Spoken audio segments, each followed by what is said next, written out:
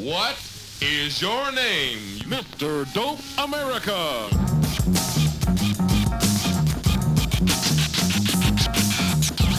Hey, each one's a classic cause I mastered all the tricks of the trade. It ain't too many who can say that they get better with age. I'm from the old school, battle-tested veteran grade.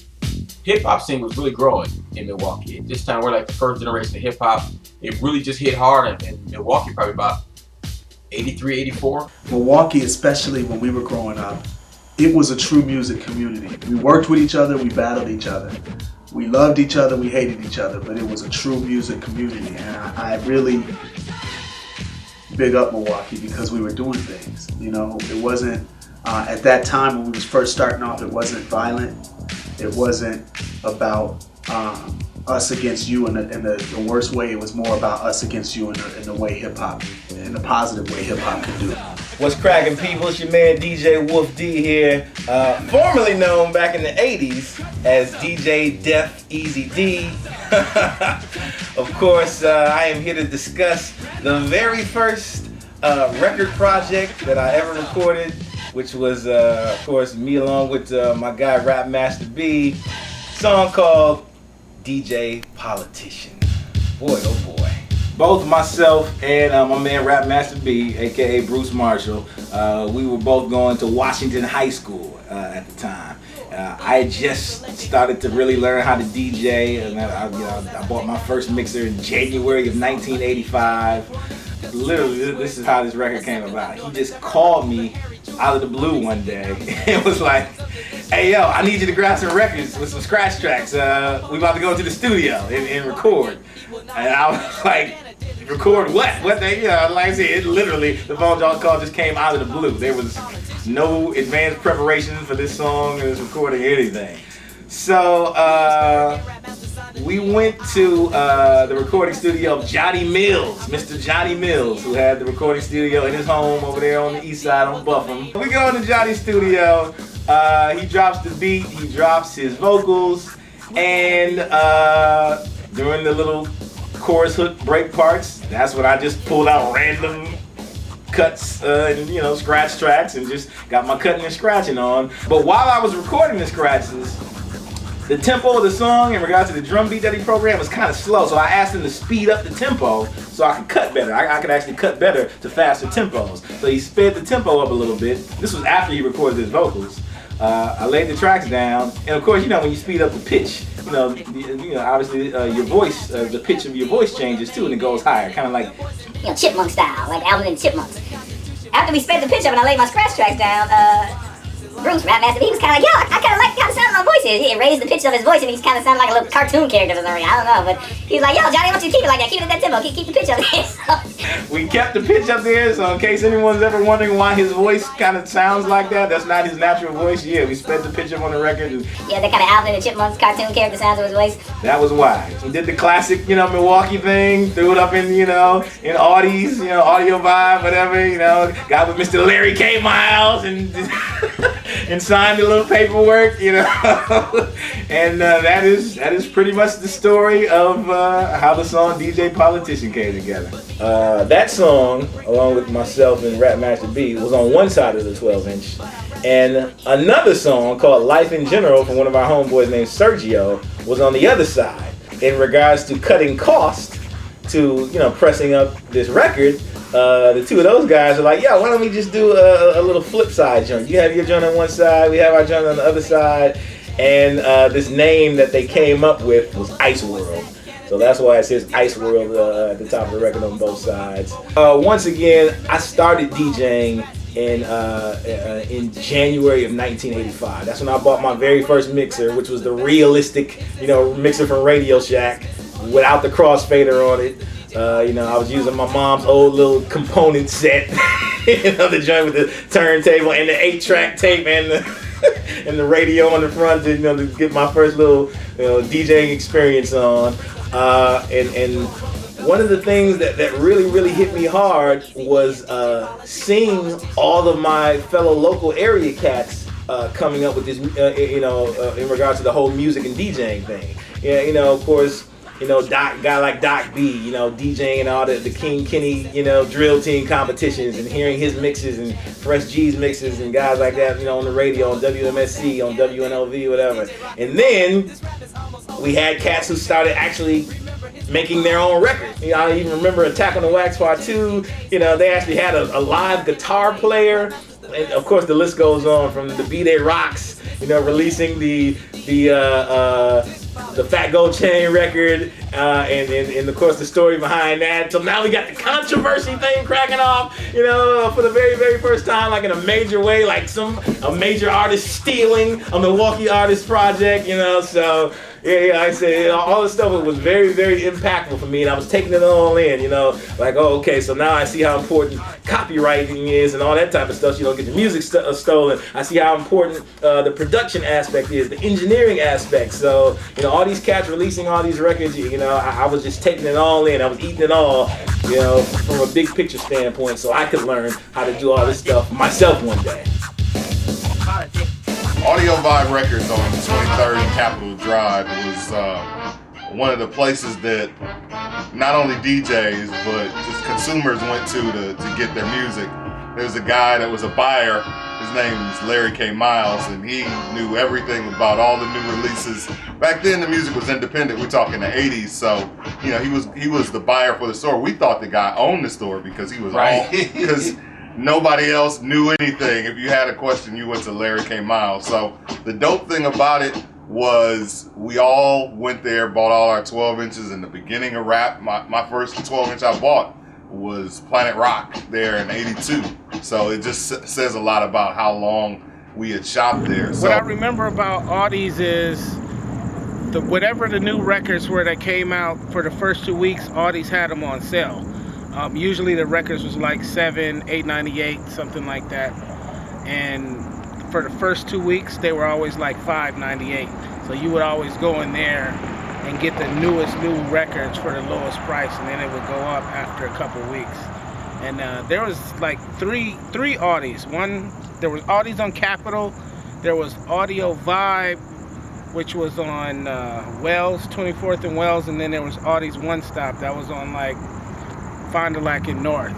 And I used to go to all three of them. That's where I used to get all of the local rap records, the Ill Chief Rockers, the Tag, Female DSC. That's where I got all of my local stuff from, Audie's, because they were like the only record store in the city that was like catering to all of the local acts. That's where you would go. Time fast forward, through the whole hip hop era, 12 inches albums, Eric B and Rakim, all the early golden age stuff.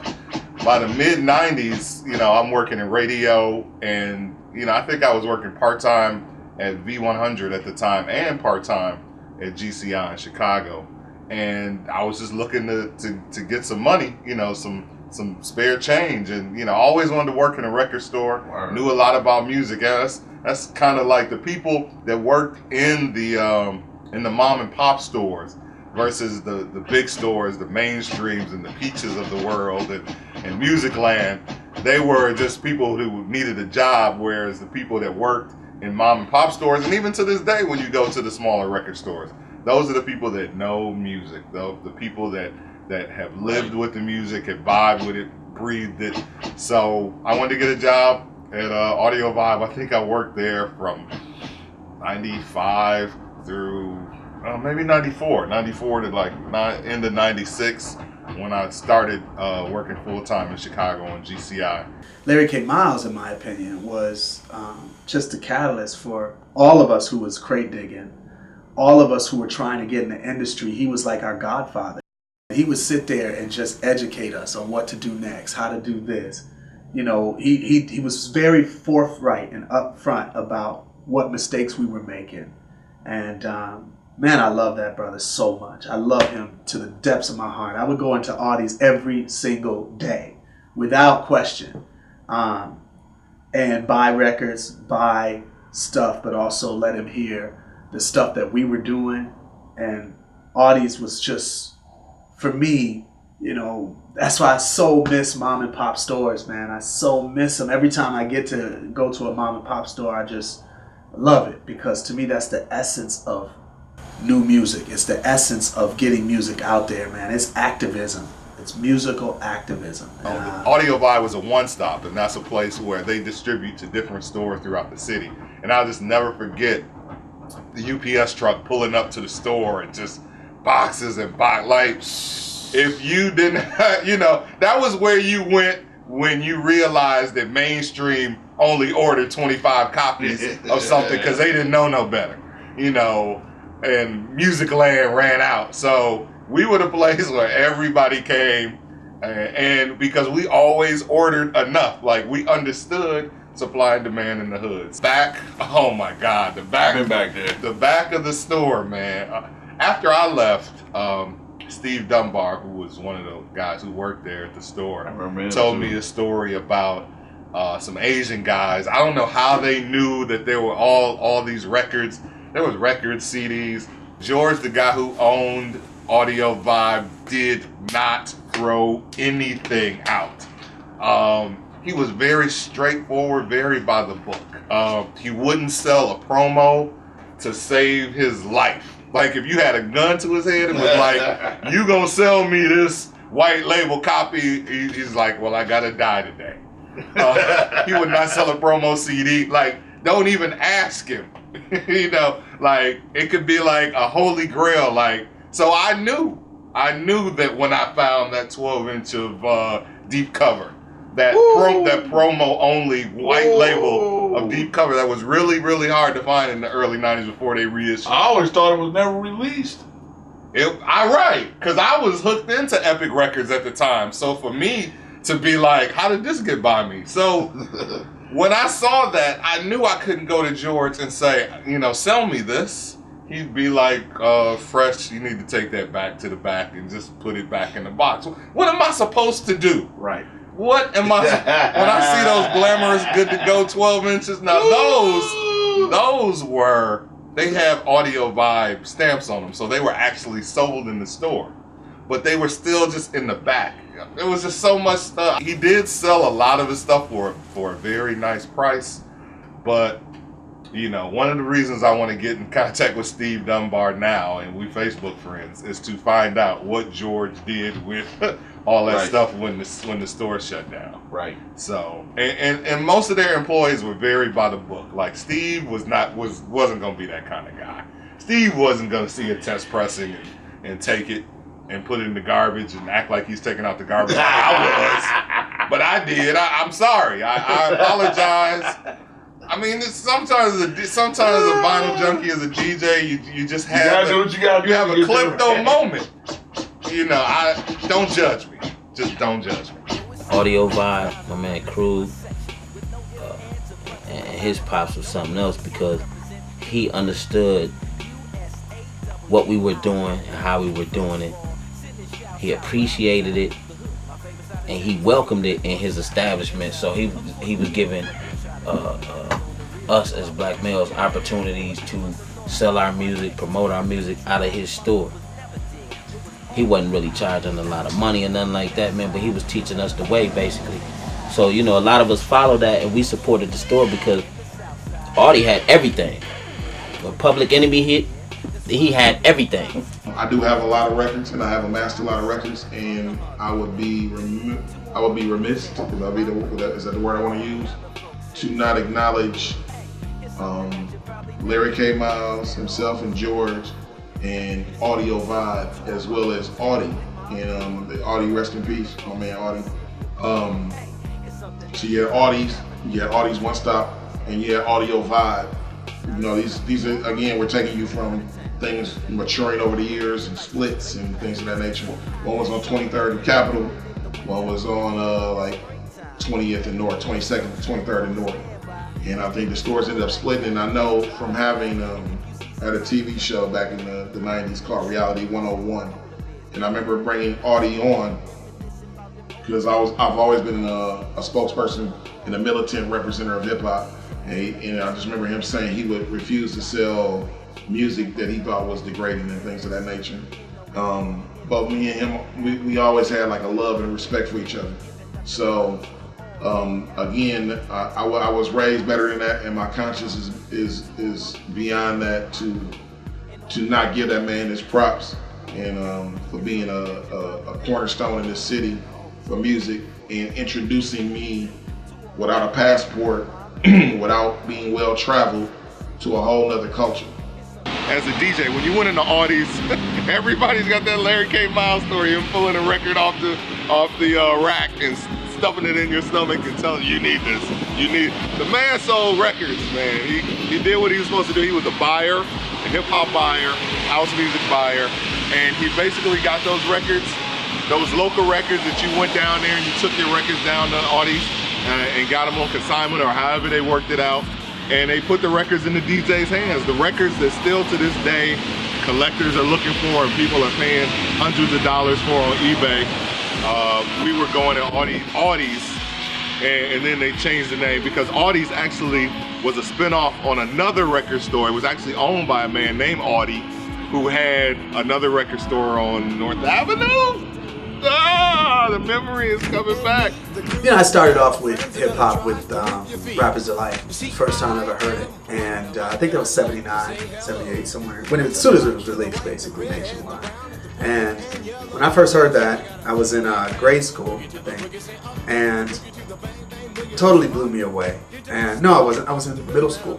And me and my boy T.A. Wiz, we both got hip to it together, and just during lunch was like this, talking about this is like the newest thing that's ever, you know, hit the world, you know, for someone to be talking over records. And from that point on, I knew that that was the music that I wanted to be involved with. Of course, next was Grandmaster Flash Adventures on the Wheels of Steel. I had no clue how he would make the wax do what it did. You know, I never seen a DJ mix records on beat and scratch and cut in records. So that just totally changed my perspective on music. It just was literally mind-blowing to me. And so I figured, well, let me start DJing. My dad owned this really cool nightclub, and you know, it's called Rich Man, Poor Man. It would later be called Fox Trap. And during that time period, my introduction to rap was basically, you know, trying to spin these records, but not just mix records and let them fade out and fade in the next record, but mix them together. And that had never been done in Milwaukee to my knowledge. I never met any DJ that knew how to do that. Never met any DJ that knew how to cut and scratch. Here come another For cat. real. Oh, here come another old school legend in the house. B-Day, what it do? We will not ever stop. Chilling with my boy Crab and Street, J-Ro behind the cameras. B-Day Rock. B-Day Rock in the place to be. New name, Mac Fella. You know what I'm saying? Old school. B-Day Rock was a fool. You know what I'm saying? But he kept it real, man. He had this song called Fat Gold Chain. At the time when everybody was rocking the Dookie ropes, right? He had the Fat Gold Chain song, man, and every time he performed it, you know what I'm saying, he would do something crazy with the Fat Gold Chain. It was really live, man. I remember Fat Gold Chain was a very controversial thing at the time because Grandmaster Flash and the Furious 5 came out with a record called Gold, like right at the same time, and they used the same hook because there really weren't a lot of hooks in hip hop. Just the DJ scratching something, or maybe somebody had like a 1-second sampler and they sampled something. So B-Day Rock, you know, was really talking about, and he had it on tape. Like it was a song that we just had songs on tape and we were all crew and we listened to those records for a long time. And then all of a sudden, Grandmaster Flash comes out with this song Gold, and in the chorus, your man Grandmaster Flash is Fat Gold Chain, fat gold chain. And we're like, oh snap, that's the same hook that B-Day is using for his record. They did what? What they do? They took my gold chain. All right, stay right there. We coming right now. Right now. And so at the end of, I guess when they finally went in the studio and re-recorded it for pressing on vinyl, you know, B-Day kind of disses Grandmaster Flash and said, man, you know, forget Grandmaster Flash, they talking about Fat Gold Chains, they ain't even rocking none. And they were.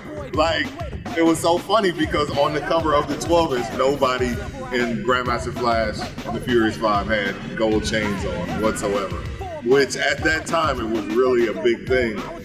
for people to rock gold chains. And I remember playing, we had Get Loose, Get Live too. And I remember playing that. I was always trying to squeeze some of those records on Hot 102 when I was doing the mixes. And that was just like so taboo to not do it. But I had to find a way because these guys, you know, took the time to press these records on wax. So you just hear like a little snippet of Get Loose, Get Live, or Fat Gold Chain by B.A. Rock on a Hot 102 mix. Because it was like, wow, you know, it was something to hear it on MSC, but it was really something to hear it on a big station like Hot 102 would be mixing. So shout out to B-Day for being a pioneer in Milwaukee hip hop and doing this thing. I think I first saw Rock D at there was this party down on the east side called the Hip Hop Excursions, and they used to do the 2x4s and they had a DJ battle down there. And I used to go down there and check it out. And Rock D was an incredible battle DJ, and I really didn't know too much about battling back in those days. But fast forward some years after that, and I discovered the DMC videos at the Scratch Pad. They were like the only place in town you could get them. And I remember Rock D DJing for Gumbo, and they performed at African World Festival one night, and Rock D did this battle routine. And it was just like the stuff I saw on the DMC. And I was amazed because I didn't think anybody from my city had that kind of talent. And yet here this dude was that I've been knowing. I never saw him get busy like that. So, you know, we got real tight. And I used to really like pick his brain about DJing and whatnot. A lot of stuff I picked up as far as style and funkiness and, you know, just getting busy with my records came from Rock D. Dude, rest in peace, Rock D. Yes, sir. Man, you know, we used to live like in the same household together in a duplex, you know. He used to live downstairs, you know, or upstairs rather, and then he ended up moving downstairs and I ended up moving upstairs from him, you know what I'm saying? He used to always up all night, man, in the room scratching and DJing and kept me up all night, man. But that was my boy Rock D. He was doing his thing. My man Rock D. The essence of hip hop music lived in this man's bloodstream, and he was in love with the art of DJing, in love with hip hop music. You talking about Rock D? That's my man. Myself, a guy named Old Man Malcolm, part of Citizen King. And Malcolm would come in with this red wagon. He would bring his crates in on a red wagon. Like seriously, like no, it wasn't no joke. Rock D would definitely have some Jack Daniels or whatever it would take.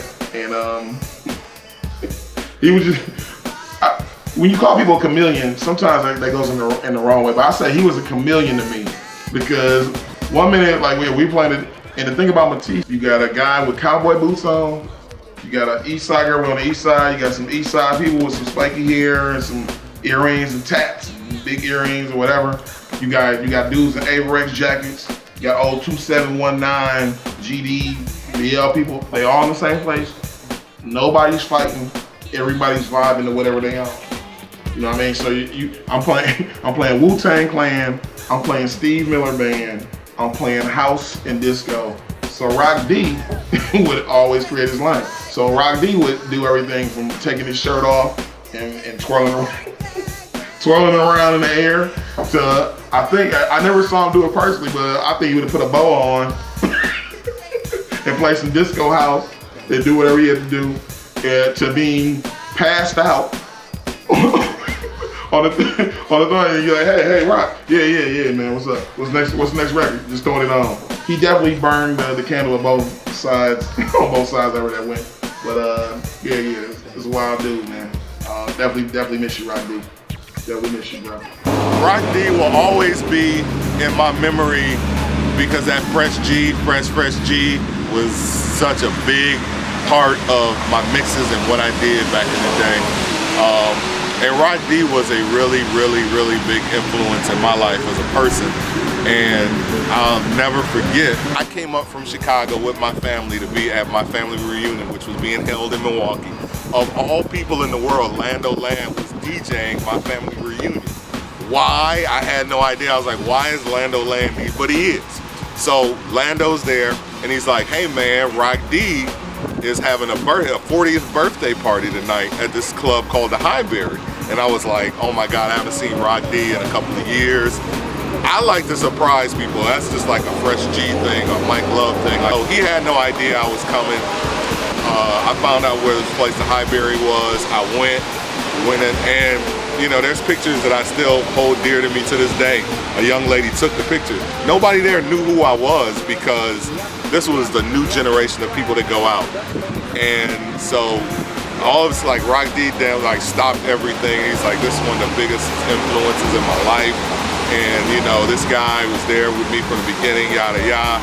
And it was a great, great night to be reintroduced to a good friend. And the very next Friday, he killed himself. And for me to go through there and see Rod one last time meant a lot. And it was God's work. I'm not a big God, Jesus person, but something happened to make all that happen.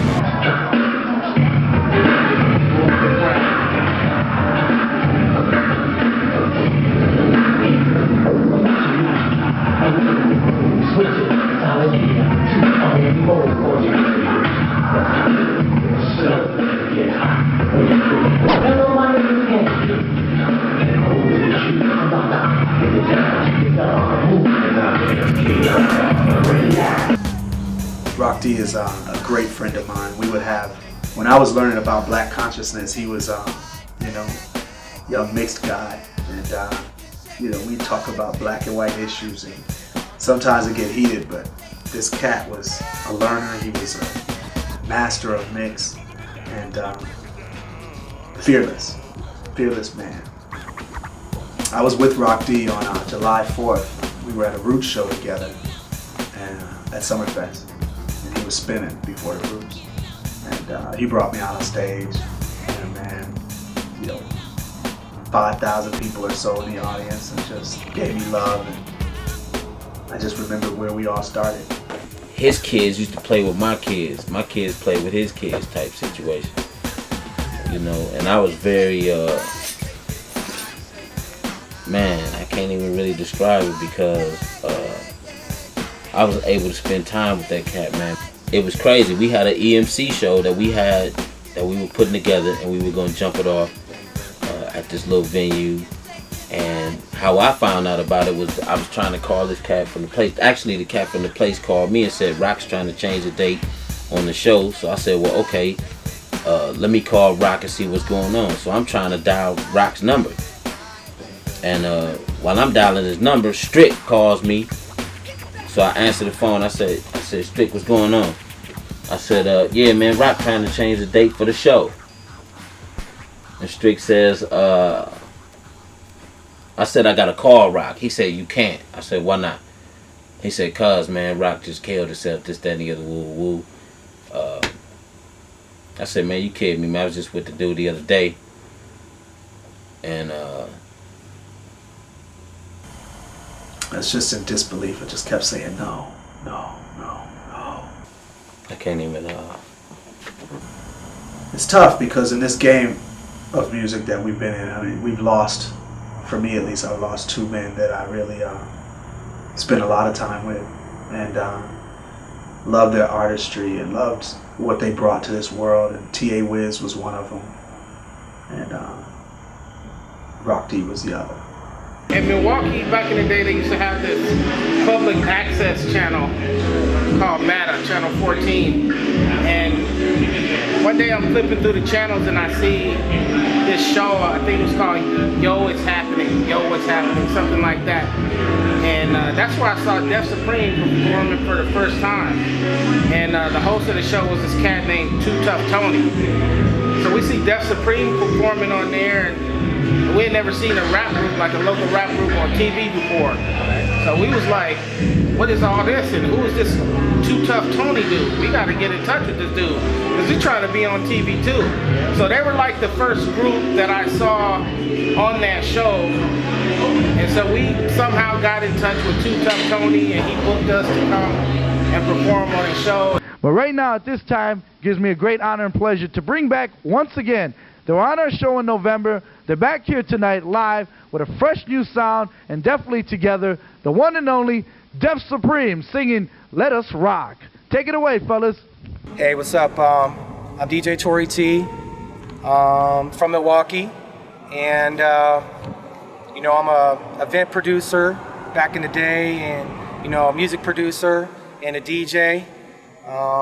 Also used to do a couple television shows back in Milwaukee with my pops called Yo What's Happening and Wrap It Up.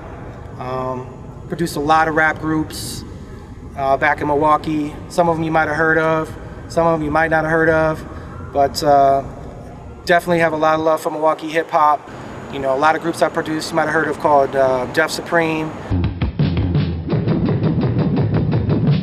Now Deer's on the scene with the Def Supreme. In the big cold chillin' is a sucker's dream. Now I'm the giver, you're the receiver. This rap is on my shoulder, so don't leave it to Beaver. Sharp as a machete, beats are always steady. I don't make cakes, so my name ain't Betty. I'm a deaf rap ringer, make suckers linger. I'm just like Freddy with blades on my finger. Now, as far as I remember, back in December, us suckers was falling as I holler out timber. That is on the best on the MIC, cause I be serving all suckers most definitely. So let us rock. All rocks just rock non-stop. Def hardcore playing perfect hip hop. It's coming from three brothers whose ability is to be crushing, specialized in the poetry. Take it from me, T-Fresh-Ski, cause this cut is vital. Highly skilled and perfect. Def Supreme was like that ultimate hip-hop rap group. And not just because of the cultural diversity that they had. It was like,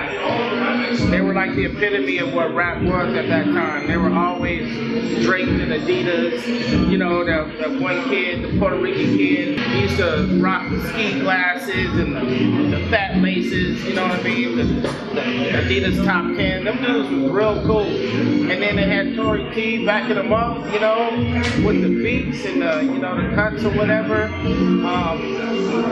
They were cool. I actually battled Frosty in front of Custer High School during summer school one time. We actually battled each other. I don't know if he remembers that. I mean, I don't, you know what I mean? I don't remember any of that.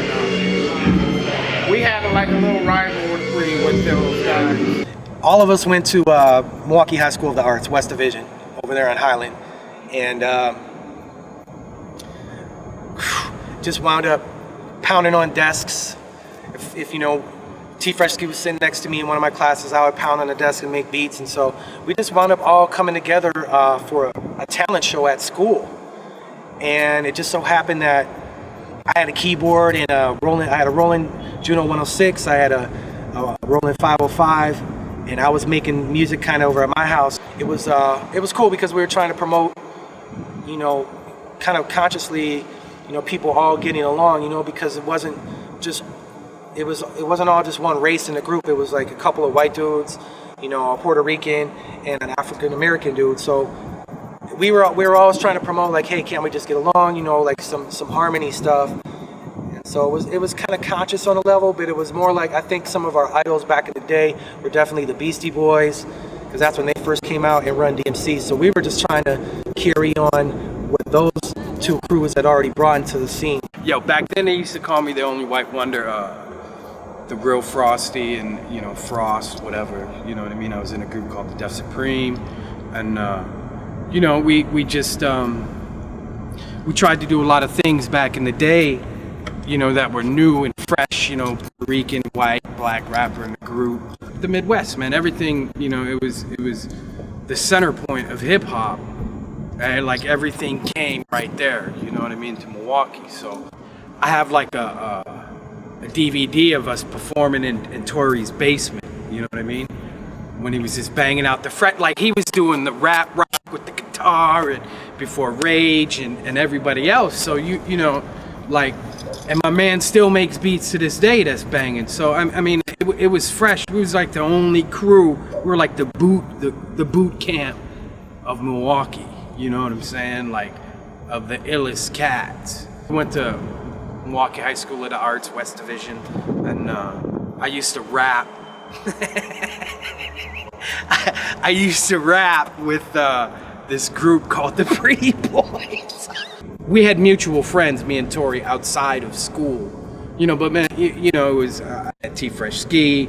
Like, the whole thing of me getting in Def Supreme was like, them cats kind of made me work, man. And then I left in '88, but before I left, like, we were putting in some music, man. I mean, Tori was the Mantronics of Milwaukee.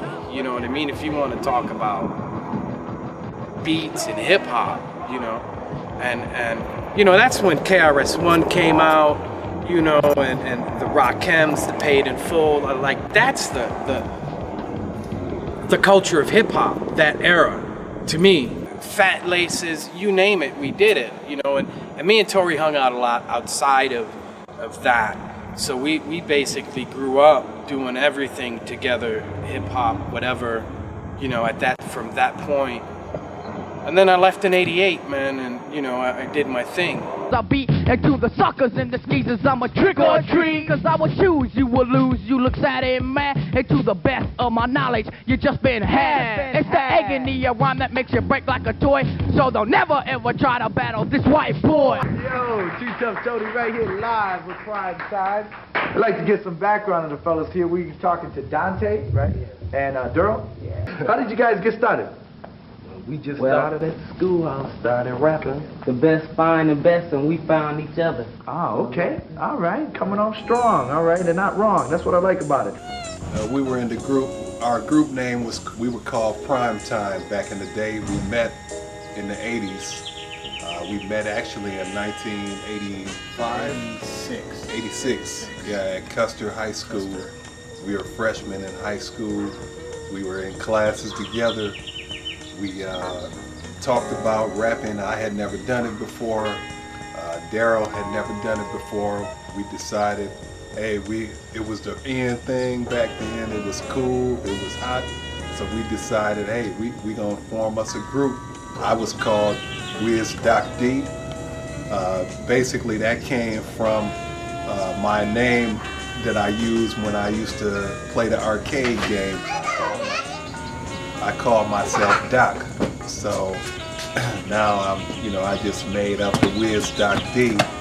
Darrell was called Delirious Darrell, and our third member was James, who he called himself Mo Chill. So the three of us made up the group Prime Time. James was usually doing the beatboxing. He didn't rap at that time. Back in the day, you know what I'm saying, everybody used to call me, you know what I'm saying, Mo Chill. I was getting it in. But you know, we had this group called Prime Time MCs. Man, we was off the chain, man. We was off the chain. Them boys, Delirious D and Wiz Doc D, they was spitting that crack, man. And you know, I used to be the beatboxer for them, so you know, we went through plenty shows, did like the TV, Channel 14, all this and that. You know what I'm saying? I was doing the beatbox thing, but then as they was, you know, getting better with their raps, they was getting the girls and shit, getting the girls and stuff. So I was like, whoa, wait, hold on, I need to pick up a pen or something, because like, man, they getting all the girls. I was getting like 2 or 3, they was getting like 10 of them.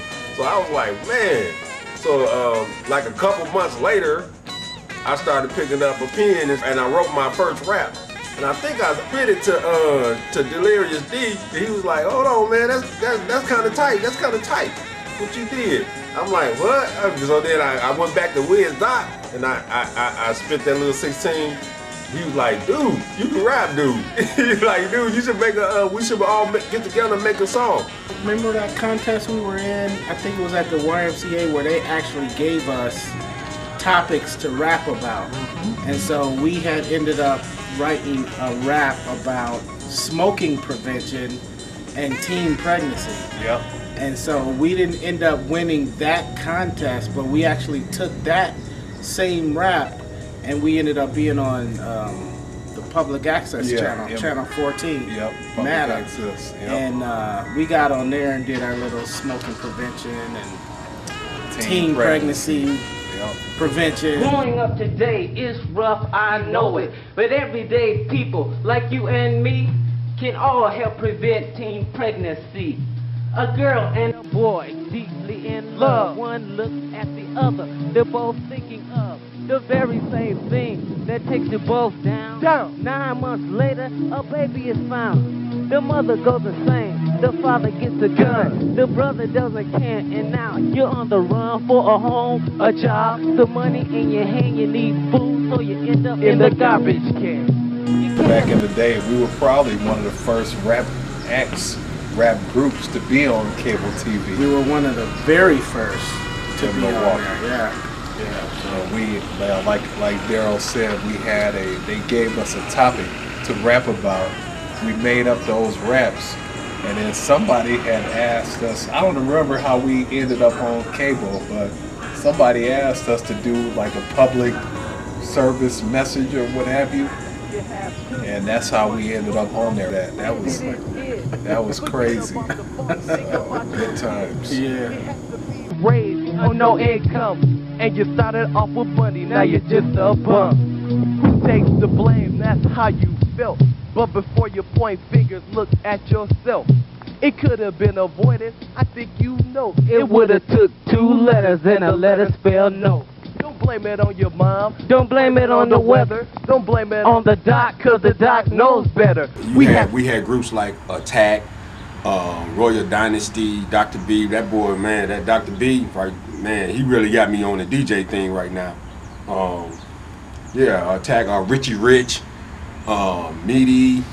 Did you know where the money make you free, better known as me? Rich people and we give to the me. What? Just to make it to the top. Just like my working talent. You wanna? So with a trio that's deaf, the damn trio, 3 hip-hop party rockers that are on the go. Start into a team, become my control. To elevate, eliminate, here's our only goal. Now I'm the king of the castle got king. Throughout your mind, my rhyme will always ring MC. You only need hell to a sire almighty. Dominate the mean deep empire, all raging for MCs can't consolidate. Yo, whenever under pressure we tend to both say. To battle any crew, we're always willing. MC skin, majesty, and cool is chillin'. Chillin' stiffy hotter than the forest blaze. Don't say much to keep you dancing when I'm rockin' on stage. I rock grandparents no matter what the age. To give me, you pay me, give your maximum wage.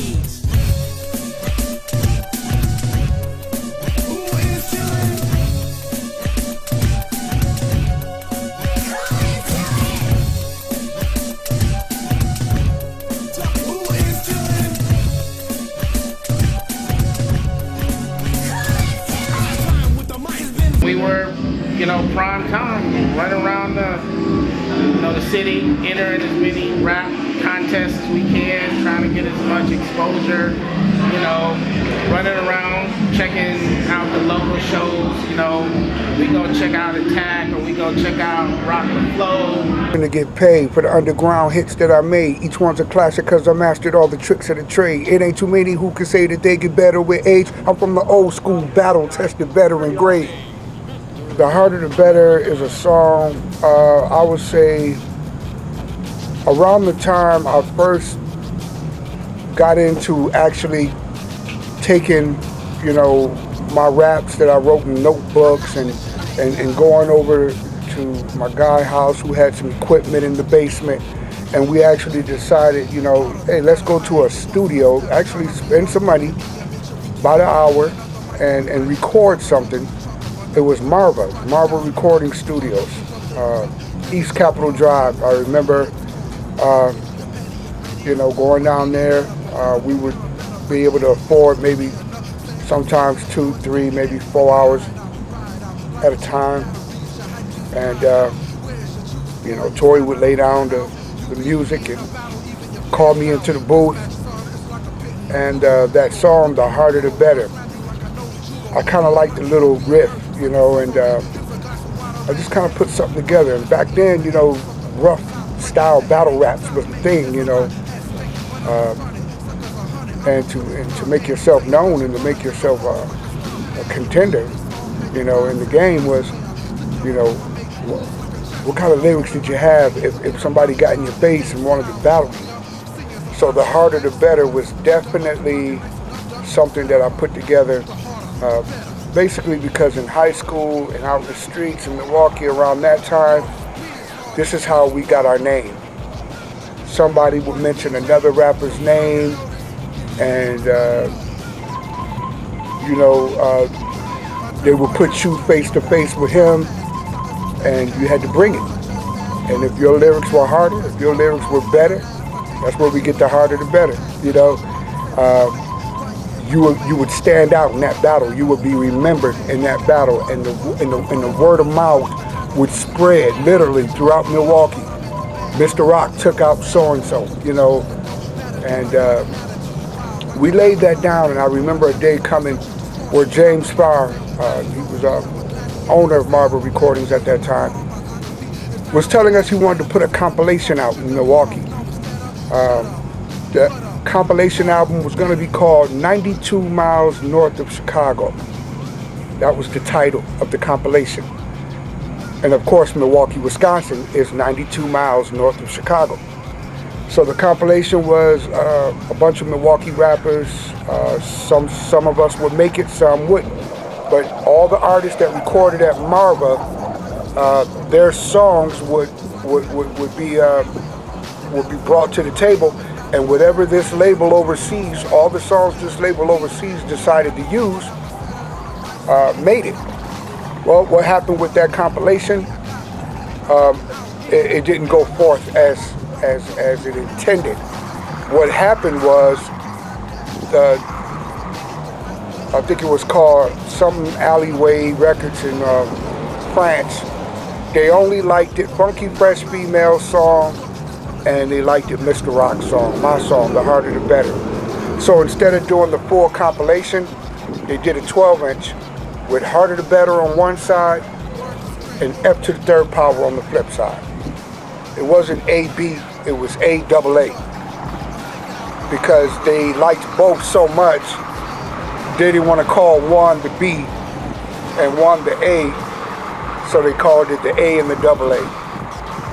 So the Harder the Better project and hooking up with Rock LaFlow, I actually met Rock LaFlow back at Skyline Skating Rink back in the day. And we would just bump into each other. As he was leaving, I was coming, I started beatboxing for him, and he would rhyme over my beats. He doesn't remember this, but I do. But through that, we wound up keeping in touch through him performing on Yo What's Happening, and through a mutual friend, Rock D. So we wound up going into the studio with Rock D and working on some of his earlier music together on a studio on the east side. And then through there, we just kept in touch. And then for somehow, some way, we wound up going down to Marva's recording studios on Capitol and working on music together. And I actually wound up working on his first record. Me and him were working on it together. So through that record came out. The Harder the Better came out with the flip side was the Funky Fresh Females. And I didn't have anything to do with that music, but the LaFlow music, I produced that. So Pull the Trigger was one of the, I guess it was a posse song that Richie Rich and Scratch wanted to, you know, they wanted to fill that in their album, you know, something sort of like Live at the Barbecue, but Milwaukee flavor, you know, Milwaukee's own. And all the Milwaukee rappers I know, you know, back in the day, man, we used to sit and chat on the phone, and I mean on three-way. I'll be talking to King Fresh T of Raw Dynasty. He'll call Scratch from Richie Rich and Scratch, and Scratch will call Nikki, female DST, and female DSC. I would say she was probably one of the rawest females I ever worked with. I haven't seen her in a while, but back then, man, I would say she was one of the first females to ever pick up the mic, man, and burn it up the way she did. I mean, there were many after her, you know, but I would say she pretty much set the standard, you know, when it came to the female rappers in the city of Milwaukee. and then she'll call B-Day Rock, and next thing you know, we would have sometimes 11, 12 people on the phone at one time, and we all just be, you know, just shooting the breeze, you know, and shooting the gift about who's doing what and who's using what track and who sampled this and who's using that old loop. And the conversation came up, you know, Richie Rich and Scratch working on their album. I believe it was the Granddaddies of Them All album. And they was talking about putting together a posse song, and they wanted some cats that would bring it. If you saw them do that, we recording? Yeah, we're recording. If you seen them do this in concert, when they break out with that We Are One, man, the crowd just go nuts. You can't get better than that, Frankie Beverly and Maze. All right, let's focus. This record, this is the infamous test pressing of Richie Rich's Scratch, Granddaddies of Them All album. Now the story on this, as far as I can tell, is this was a cassette only release, and I'm assuming they were going to release it on vinyl, but for some reason it didn't come out on vinyl, but they did have some test pressing pressed up. Nobody knows really how many test pressings were actually pressed up. You would have to ask Richie Rich or Scratch, but I was fortunate enough to get my hands on one. They're very, very rare, very scarce, and this is one of the very few that I know that even exists. But this was the Richie Rich and Scratch. This had the famous posse cut, Pull the Trigger, that had Strict Love, and my man Rock LaFlow was on here. But this was the cut. This is probably the rarest Milwaukee record. Between this one and the MC Groove, It Gets Better 12-inch. Those are probably the two rarest records. If you can get your hands on either one of those records, you got a gem, a super rare gem.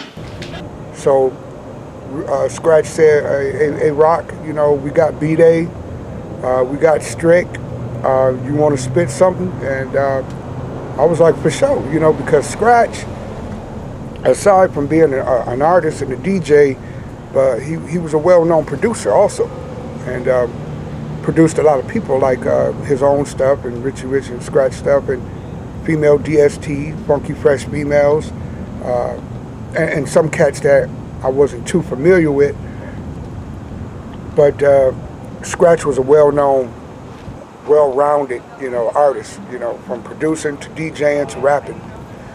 So when he asked me if I wanted to join the likes of B-Day and Strick and, you know, of course themselves, I thought that was an honor, you know, it just put my name out there a little bit more. And so I said, yeah. And I knew with people like Strick and B-Day that I was going to have to bring it, you know, because they were lyricists, you know. And when you think of lyricists, I would think of people like at that time, you know, Big Daddy Kane, Cool G Rap, you know, LL Cool J, you know, Rakim. So when Milwaukee Flavor would come together to do something in the name of Brewtown, and we knew Brewtown's Finest was involved in that particular track or project, it just made you up your game that much more. So I just wanted my verse to get its respect, especially knowing Strick was going to be on it. My name is Alina Hodnett, aka Precious P, one of the members of Funky Fresh Females, aka Def Triple F. I am Carmen King of the Funky Fresh Females, better known as Nikki Nick. Myself, Carmen King, who was Nikki Nick. N-I-K-K-I-N-I-C. Angela Kane, who was Madam Chill. We all attended Milwaukee High School of the Arts. We were all theater majors. About the third day of school, we were all standing on the bus stop, and there was a whole bunch of guys rapping. And so when they finished, some of the guys were like pointing out some of the girls, and they were like, "She can rap. I know she can rap. That's, you know, that's Precious P." she can rap. Hey, this Nikki Nick over here. So some of the guys knew from seeing us rap and stuff around, they knew some of us could rap. So they start pointing us out. And then there was a lot of girls who actually had not been heard of. They wanted their shot as well. So when we were all done rapping, when the smoke settled, the guys picked. They said, she can rap, she can rap, she can rap. So we looked at the three of us looked at each other. It was me, Precious P, Madam Chill. We looked at each other and we just kind of took it all in and said, okay. We switched numbers that day and we did a 3-way phone call. And we said, we should start a group. You know, let's do it. Channel 14 on Meta. Somebody was like, you guys should try out for that. And we went and auditioned and got a DJ, made some music, got a song together, we went down and performed. We tower. We get the people for a battle like the people for a pringle. Ho, ho, ho. Our rifle go jingle. We're not cool, J. We don't rock the bell. But we're rocking so high the demons rocking hell. Cause we're the funky fresh runners. Every day we get finer. They even put our name on the back of these banners. From 9 to 5, we're taking MCs. Why though they realize we're the funky fresh 3. Cold chili, never silly. On all suckers I get illy. If your breath was like a sober, then we'll have to call you Billy. You say let's battle, I say, oh really? Cause watching the sky, I think it's also thrilling. Open our mouth and position our rhyme. When the gun blows up, what's up with that? It's battle time. After we were on TV, we did a lot of talent shows. Our name kind of got spread around Milwaukee. We had some creative differences with the member and it just became Nikki and myself. We changed the name from Funky Fresh Females to Def Triple F. And someone introduced us to James Farr, who had a studio on East Capitol, Marva Records. And he heard of us and told us that he'd give us some free studio time. We actually did a video. We knew about Def Supreme.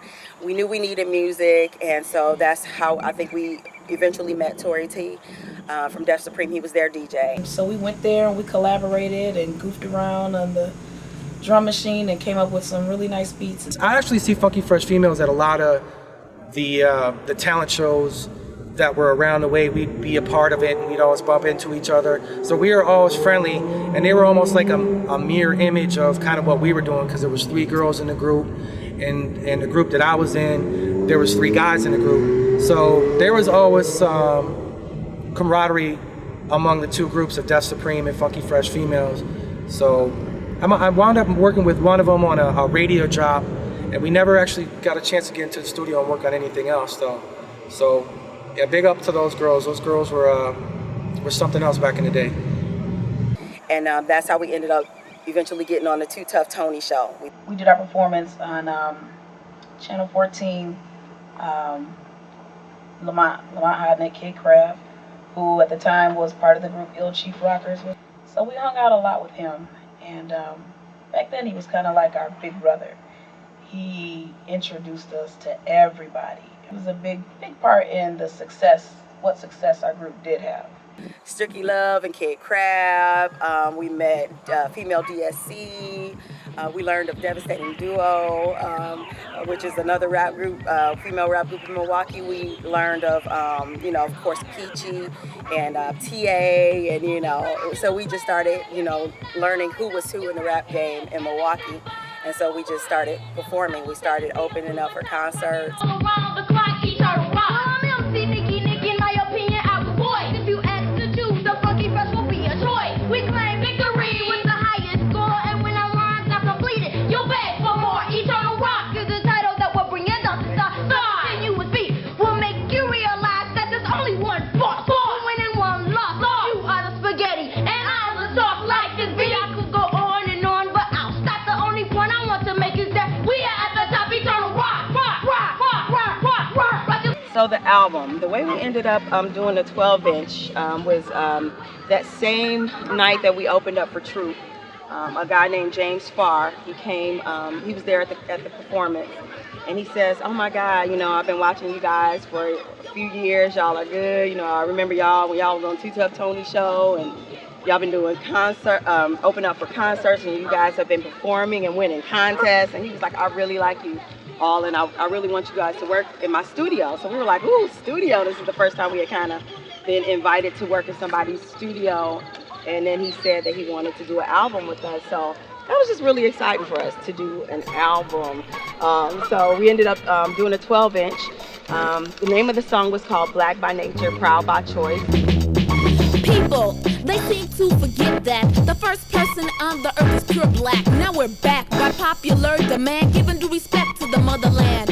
Apartheid, it must be abolished, or our heritage will be demolished by the next man. He's just jealous. Again, he wants to brainwash us and then sell us. And at the time, everyone was wearing the African medallions, African clothing. Everybody was more familiar with the apartheid that was happening in Africa.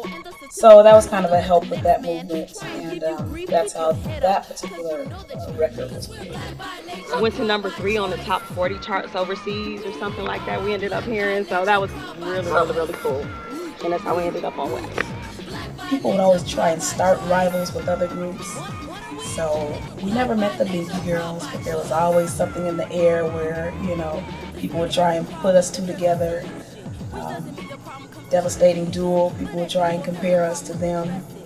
And we never had any issues with any other groups. So the battle that they wanted to get out of us and the Devastating Duo, I don't think it really came to fruition. We never ever really battled them like one-on-one, or there was never a performance where we had to battle them. So, but of course, because of the us being two girl groups, they wanted to make a big deal out of it, and we just never really let it happen. So, girl power. Okay, so I remember one time we performed at Summerfest, and it was big for us. We were opening up on one of the stages. I think it was like the Miller stage, and there are some girls who walked up to us, and they were like, yeah, you Nikki Nick? And I'm like, yeah. They were like, yeah, this girl, she wanna battle you. Her name is Kimba or something like that. So I was like, really? So they were like, yeah, we've been watching y'all. She was from another high school, so of course, we're battling just because she's from a whole different high school. She heard you battle guys, and I was like, yeah, I do, so she don't want to battle me. So anyway, she ended up coming up to me sometime before we actually went on stage. And I remember I was making up a rhyme in my head because I said, if she come, I'm a server, I'm gonna get her good. And I made up some rhyme, and I said something about, I said, you got an African name, I seen you on Shaka Zulu or something like that, and the crowd just like went crazy. So anyway, after we did this, a little white lady walked up, and she's like, got a little tablet, and she's like, I'm with the Milwaukee Journal, and I would like to interview you. And I said, yeah, me and my girl Precious P. She was like, yeah, you guys are about to perform, but I heard the little battle that you girls had going on, and you guys are really good, and I'm looking forward to seeing you. So anyway, we ended up in an article in Milwaukee Journal. We ended up on the pages of Milwaukee Journal as a group, me and Precious P. That's my road dog. To the end, we win. Funky Fresh Females, which then turned into Def Triple F, which then we matured into F to the third power. In the end, everybody still remembers us as Funky Fresh Females. So. No doubt, it's your boy Dot B. My name is Big Duke, or that's what I was referred to back in the days. Big Duke, Royal Dynasty. And became a DJ, and it started because of hanging out with my family. I was the youngest in the room. Milwaukee hip hop started back in 1982. 82, right? Which was me, Big Duke, Duke of Jam, King Fresh T, who's my older brother, Extra Large, and Ruben Cotton, RBMC. We ended up in a battle at the Too Tough Tony. Through at the Summerfest grounds, Festi Mexicana, and we ended up battling a group called Royal Dynasty as well as a bunch of other groups. Come 1985, we entered into WMSC Talent Contest at Fiesta Mexicana, which was hosted by Smokin' Pacheets and Too Tough Tony. It was myself, Scratchmaster D, Reggie Brown was Reggie Brown, you would know from the radio now, he was Reg UJ at that point. Fresh G, now known as Mike Love. We had a group, the B-Boy Crew. We as B-Boy Crew battled and managed to beat the Royal Dynasty. Royal Dynasty took second. And that's where I met Royal Dynasty. I was like, who is these cats? But after that show, that's what really was the merger between Royal Dynasty and Dr. B, B-Boy Productions. You know, later on, a few months after that, we ended up really kind of merging the names together. Dr. B and the Royal Dynasty. I'm like, man, these cats brought it. I'm like, man, what would happen if we actually like linked up? We were rapping over records. These cats was rapping over a drum machine, and we thought it'd be cool to merge. And at the same time, Fresh G, like I said, who later on became Mike Love, and Scratchmaster D Reg was definitely off into the radio thing. Scratch was going more into production and doing other things and building other groups.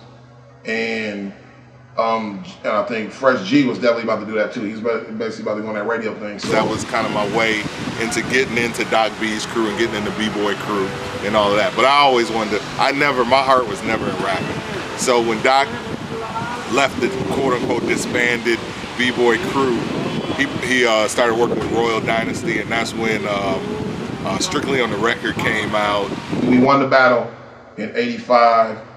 Met up with Royal Dynasty late '85, and then started to form that group in '85, '86.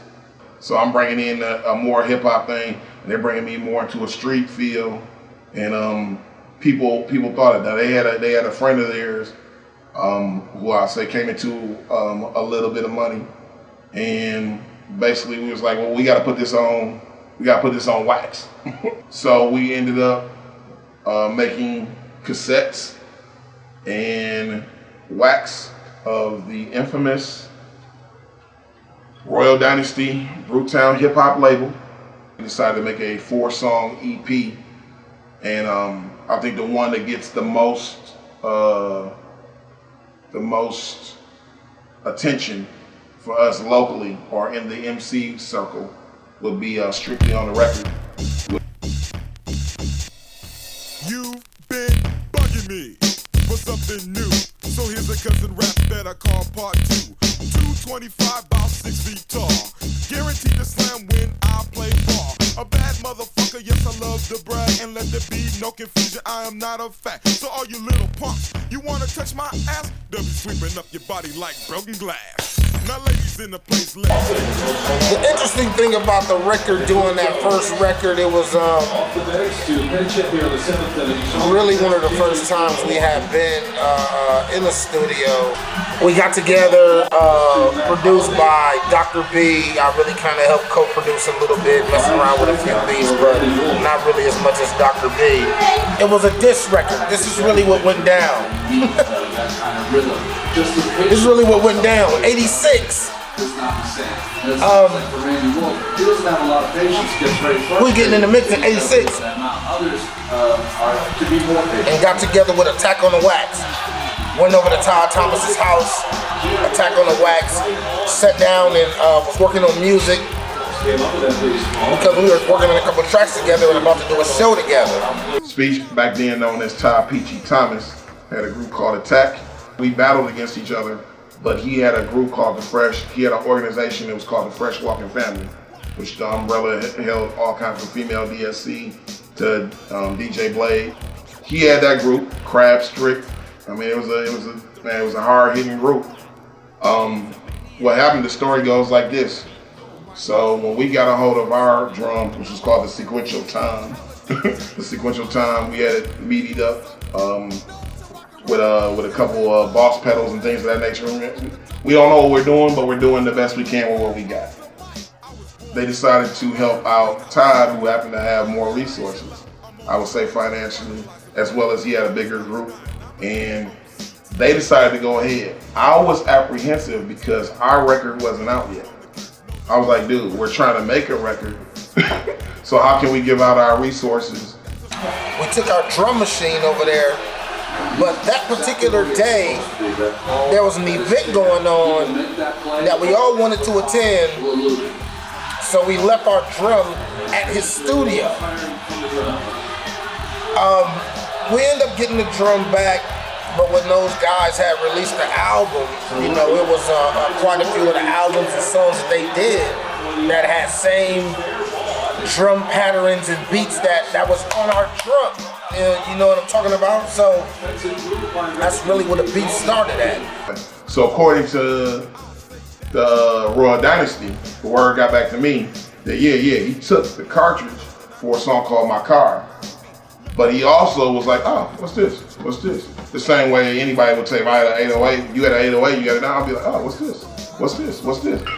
That pissed me off from afar both because I said, man, we shouldn't necessarily do this collaboration when we're not out yet. There was a bigger stride back then to not be like somebody else, to get your own. So anyway, that whole situation brought home with Ty Peachy Thomas, that brought home for me that idea that we weren't gonna be sounding different than these guys. And so because of that, we made the diss record called Strictly on the Record, where I basically busted dude out, used a couple scratches, used KRS One, who happens to be my favorite rapper of all time, edutainment, education, as well as hard hitting beats. But he had a line in South Bronx. He got dropped off MCA because the rhymes you wrote was whack. So the name of his group was Attack. So I scratched his record, Attack. And it had the rhymes you wrote was whack.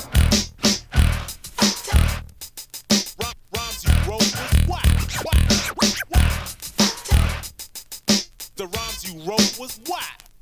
He's a maniac on the steel. You can't compete. Yo, Mighty mixing peachy. Go see the doctor. Now real MCs will have a DJ. Yeah, Royal Dynasty. Those were our nemesis in a sense, in a lighthearted way. You know what I'm saying? But those were the cats that we was battling, because I think Royal Dynasty was always down with Dr. B, and you know, Dr. B, another legend in Milwaukee, and you know, Royal Dynasty released records. I love their stuff. I thought it was incredible.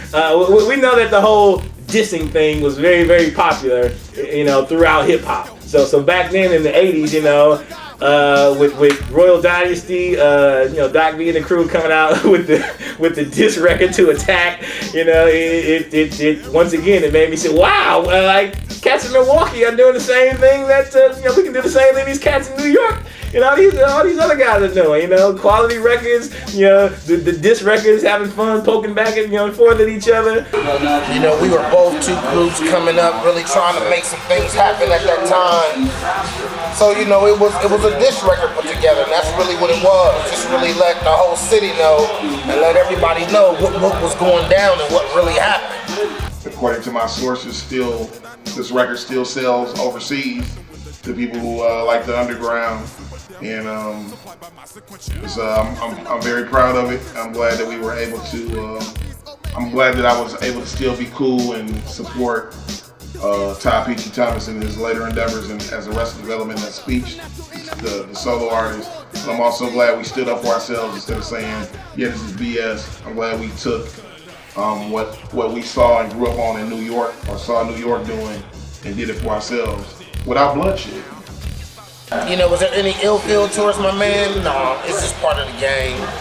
You know, that's how it is. It really didn't damage us, and it really didn't damage him, but it was just a reality of what was going on at the time. We formed Attack, I don't know what year it was, but it had to have been like my early years of high school. It might even been like 83, 82.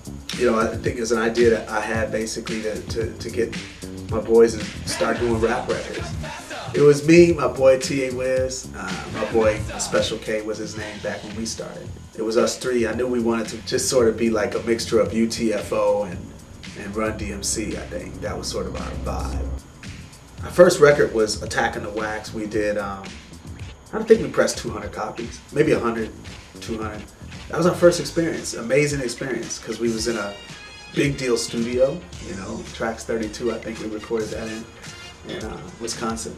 I also remember them coming out with Attack on the Wax Part 2, which had, you know, it was like an EP that was actually released out of Detroit on Metroplex, which is like Juan Atkins and that whole house or techno movement from Detroit. I just remember those being like rocking basement parties, house parties. And then my other favorite one was In My Car. That was Peachy and TA. So that was my favorite, one of my favorite songs. Matter of fact, I was singing it and telling somebody, asking in college. I was like, "You remember that song? You know, in my car." And anyway, they were teasing me about it because they were like, "No, we don't remember that song." But if you were a real hip hop head in Milwaukee during that time, you remember "In My Car." Cause we're fresh in the flesh with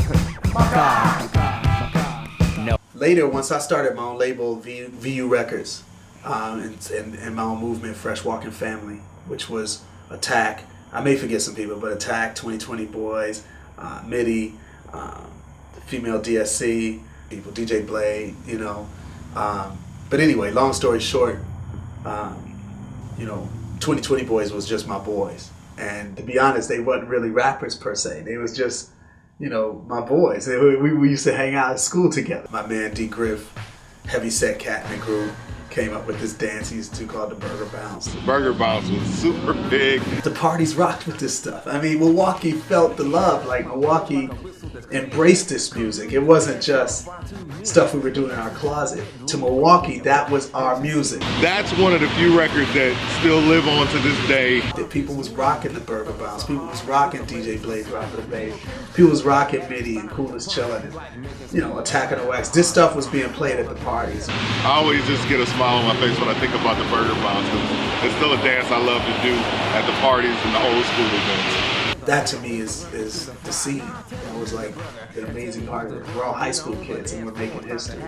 We didn't know it. We just knew we was making records. Start the bounce and then you got it. The dance called the Burger Bounce. Move your body to the front, move your body to the back. So I'd say Ty Thomas kind of opened the door with production. Then he started producing, you know, a lot of other groups on his VU records. He came out with DJ Blade. Came out with Female DSC, Hanging On Out, Meaty, Crab and Strick. For real though, what's up, y'all? It's your boy, Kid Crab. Got my boy, Strick Love. Yeah, it's been a long time, man. Oh yeah, man. It's been a long time. I got nothing but love for this man. You know, other than the music and all that, he been like a brother to me for like pretty much my whole life, you know what I'm saying? Way back. High school, grade school, all that. Oh. My homeboy Strick Love. Yeah, well, you know it all started. I mean, I'm not gonna talk forever, but it all started at I think it all started. And you can correct me if I'm wrong. At the Fresh Fest, that concert with that little kid. It was a little kid that opened up for the Fresh Fest named Chad, and he had a song called "New Kid on the Block." And I just remember us being at that concert and just was like, if dude can do it, he was only like 14 or something at the time. And I just remember that joint. I'm a new kid on the block, so all your MCs, you better watch out. But he just sounded so dope because he was so young and he was on such a big stage. Like, it was at the Mecca Arena. And I was like, man, they bring this little dude on tour with him, he must be nice. So I was like, I don't even know how old we were at the time, 16, 17. So we was like, little dude could do it, we could do it. And we had Lonnie at the time, who was Kid Loose. Yeah, I remember that. He was Kid Crab and I was Kid Fresh, so we was the Fresh Kids initially. Damn, boy, you took it way back. Y'all might remember like people like Ty Peachy Thomas, goes by Speech of Arrested Development now. I'm sure you know who that is. If it wasn't for him, I don't think I ever would have done a record. Back in those days, I mean, hip hop was so fresh. It was so new that you knew you were part of a movement. And I wanted Milwaukee to have a movement. You know, we had a lot of MCs that were super talented. And Kid Crab, in my opinion, was the most talented. I mean, to me, he was the LL Cool J of Milwaukee. I mean, LL at that time was the hottest MC I had ever heard, and that pretty much anybody on a nationwide tip had ever heard. And then you got Kid Crab in Milwaukee, and to me, he's just a prodigy. You know, just his lyrics were so complex and so just well crafted, and his energy was so demanding. You know, that he commanded a crowd, and it just.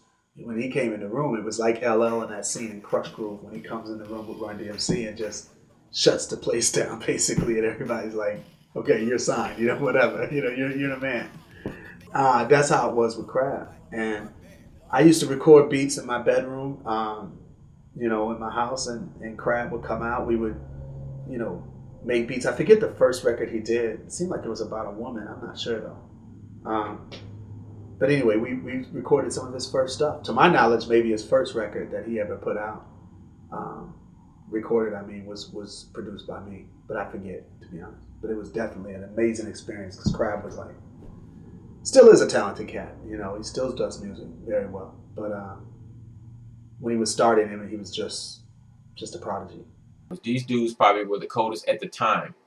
Lyrically, they were just on some different stuff. And so they was making a lot of noise back then. I just remember Crab rhyming for people just on the spot more than doing shows. Just, you know, the Mark Ways and the people that was fans of our style of rhyming. We would just rhyme. Playgrounds. Anywhere. Yeah. You know what I'm saying? So our shows was just impromptu rhyme sessions wherever we was at. Capitol Court. Man, bust one Stricky Love, bust one Kid Crab, just that type of. Yeah. We was them type of rappers. Like when they see us, they want us to bust one. I just remember. I remember that too, man. I remember that was always. My guy Brian Gardner, his pops, you know, rest in peace, L.A. Road. Every time he see me, bust one Stricky Love. You know, for the record, I changed my name from Kid Fresh to Stricky Love. I don't even know what year that was, but it was back then. And you know, we recorded that infamous 12-inch with I Want Your Sister and I Got a Rock on It and Jealous. Yeah. So it was a 3-song piece of vinyl. Definitely. And, they used to play us on the radio all the time, man. Heavy rotation on MSC and a couple of them other stations, man. I remember going down there to the radio station, knocking on the window. Hey, you know, KJ the DJ in there, something like that. Can you play my record? Can you play my record? I used to sneak in the middle of the night. I used to steal my little brother's car, sneak in the car, going down to the radio station, man, straight getting them to play the record. And it was crazy. I remember that. I remember those days, man. As far as other groups, you know, outside of, you know, the Freshwalking family, which was made up of myself and Strick, Ty Thomas, Tia the Wiz, I think Blade, I think Female DSC, you know, she used to be known as Female LL. You had Meaty Boys, shit, man. It was a lot of people. I might not be able to think of like all the names like off the top of my head, but because I mean we talking 25 years ago or so, you know, so a lot of this stuff I can remember like yesterday, but then some of this other stuff, man, it's like I'm kind of forgetful of, but I could try to think of some names like the Devastating Duel. I remember that group. I can't forget the Funky Fresh Females. I mean, Precious P, Madam Chill, and Nicky Nick, they was doing their thing. I actually kind of discovered them. You know, I saw them on TV on Matter, which was another form of promotion we used to use back then. Cable television, we would go on and do shows on TV. Mocha Pachich. Yes, Mocha Pachich. Too Tough Tony. Yes, sir. Keith Terry, like all the old. Keith Terry, KJ the DJ. On WMSC on the college station, man. We got a whole bunch of love. We do intros to their shows. I forgot what we called them back then. Promos. Yeah, we do promos, for their show. And you know, we got stories for days, but you know, just to hit the topics and the points that he wanted, we went from the Fresh Kids to the Ill Chief Rockers, and you know, me and Crab did a lot for Milwaukee hip hop. I'ma just say it. We did a lot, man. There was a lot of other people that came before us, and a lot of people that came after us. Respect to all of those groups, but you know, we had a close relationship with Ty Peachy Thomas. He produced those joints on that 12-inch. We was kids just wanting to rhyme, basically. That was it. This is my man T.A. the Wiz, who came before us in the group called Attack with Ty Peachy Thomas, who is now Speech from Arrested Development. Peace and love to all the MCs that came out back then with us. We did have closer relationships with the people inside the Freshwalking family, and then you know, Royal Dynasty, B-Day Rock, all those cats, man. And Scratch Master D, Jack Master D, all the dope DJs, Dr. B. Doc B. Compliments of yours truly. Yeah, you say you're sorry, you're transparent. I see through you, I'll pursue you and to you and claim I never knew you. People say the rap game. So me talking about Royal Dynasty is almost like I said about me talking about the scratch pad without going back. So I went back to the B-boy days, but before B-boy with me and Fresh G and Scratch Master D. I mean, I was just Dr. B walking around trying to figure out and find myself. So I gave credit to my man Todd on the DJing tip. But as far as on the rap tip itself, I gotta give props to a guy that's younger than me, Antoine Mack. He was a part of a group called Kali Tribe. Later on, they definitely got some nice records. I used to travel wherever I could to see those guys perform. Another group that heavily influenced me, man, was Kali Tribe, my man Antoine Mack. Yeah. You know what I'm saying? JoJo and King Kamazi. Incredible hip hop at a young age, man. They was ahead of their time, man. How long has your group been in existence? Ever since January 2nd this year, 1986. Did you all come from the same neighborhood or anything? How did you get together as a group? Well, me and my friend Kamanzi, we met in Madison, Wisconsin at this DJ's house, and we seen that each other knew how to rhyme very well. So we decided to form a crew, which was called the Super Def 3, but we wanted to become more cultural, so I asked his father. His father's from Kenya, but I've asked his father for a name, and he thought that Def Kali would be appropriate for us. Hey, would you like to give us a sample of your rapping? This is a political rap, and it talks about how much of each percent of each dollar our government does to destroy. 10% of each dollar goes to destroy. We demand to give hand to the unemployed. We are the Def Kali. We hope never to engage in a World War III. One more. I want to do this on terrorism, man. Terrorism coming down as hard as the rain. Hijacking and attacking international planes. No surprise of the rise of communism. We supply the base to rock the place. So just listen. Well, everyone knows me by the name of DJ Fresh Kittamore. I was the DJ, you know. Rapped with plenty groups. Mainly starting out was Top Dog, Young West, and we got Stricky Love, Kid Crab, Jay Fresh, MC Ashley, and so many more. You know, we did beats. You know, we started off with the beats, linked up with kids and going to grade school and all that. That was Top Dog at the time. You know, we go way back. You know. He always rapped, he always beatboxed, he always pop dance and all that stuff, back in the breaking days and all that. We was pretty much all around the board, man, pretty much all around hip hop. Some of the records that I worked on was Kid Crab, Jealous, Rapper's Time, there were so many of them, man. Top Dog, We Got the Funk, that was the first 12-inch we did. I had already been working with Kid Crab and Stricky Love, and they came up with the idea. This is what we want to do. At the time it was all good, perfect timing, man. And I love to work with just about anybody. So that was one more rap group under my belt, made me who I am today also. Crab, all of them. Dr. D was my number one influence when it came to DJing.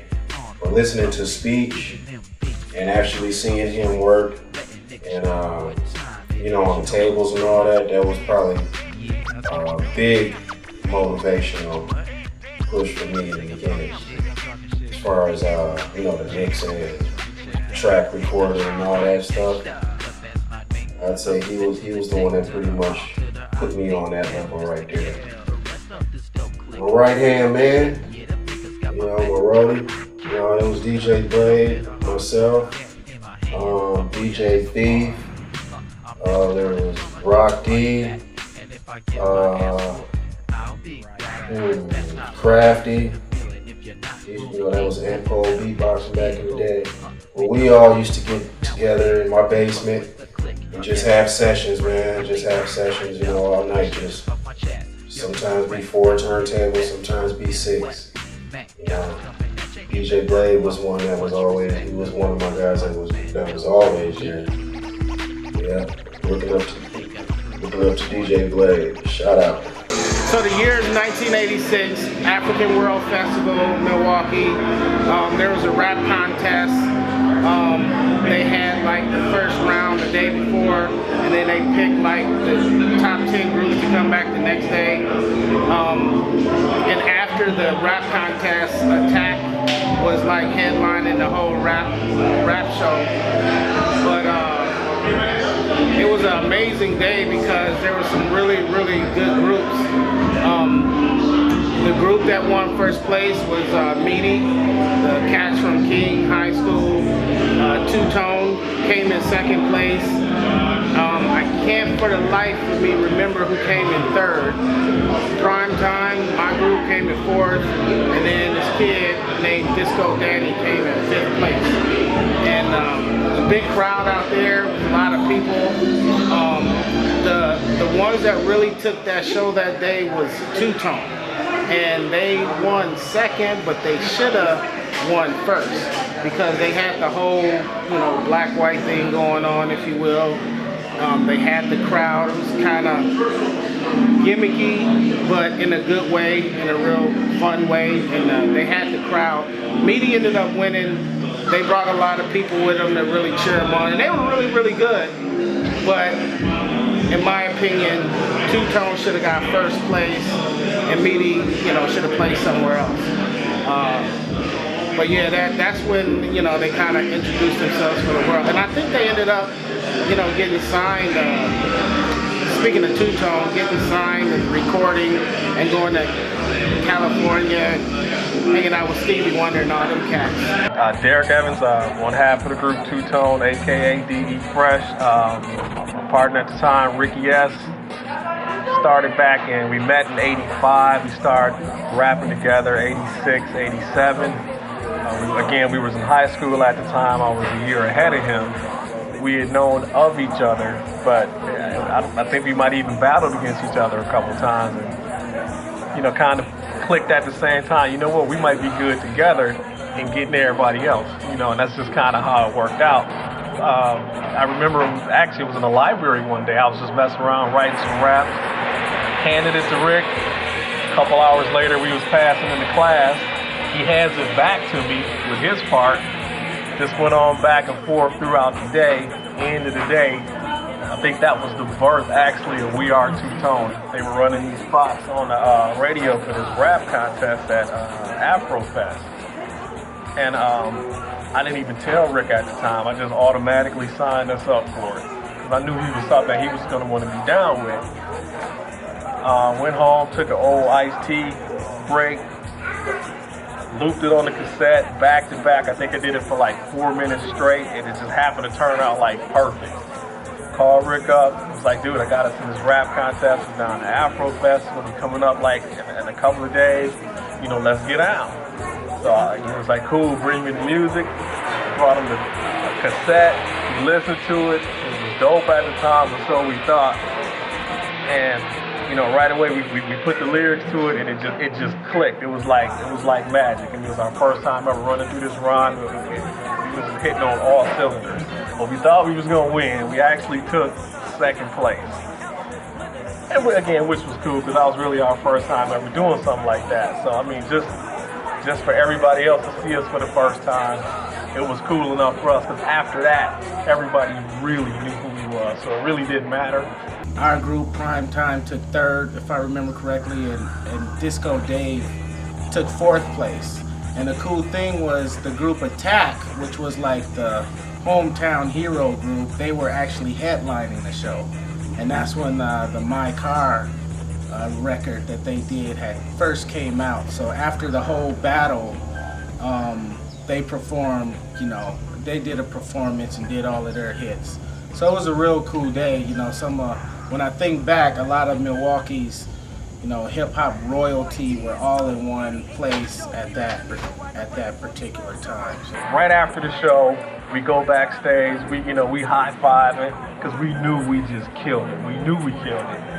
And, my girl at the time was in the audience, my mom, my sister, my brother, everybody knew that I rap, but nobody ever heard me rap. So I don't know if they thought it was a joke or something, because I had invited all of them down to Afrofest.